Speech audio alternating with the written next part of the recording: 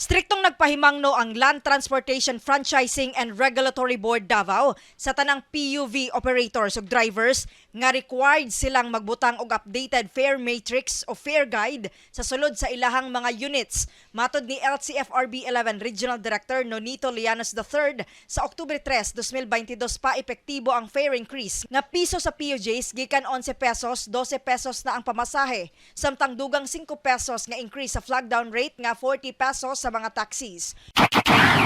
Kung naay mga reklamo, nag-overcharge. So sayang po lang 5 mil sa atong mga driver, ma'am, o sa operator kung mag-overcharge sila. 11 pesos pa ta, ma'am, sa base rate na to sa atong PUJ. Ma'am, agi pag-calibration ang ilahang mga taximeters, ma'am, and then silyuhan pa nagbalik sa atong opisina.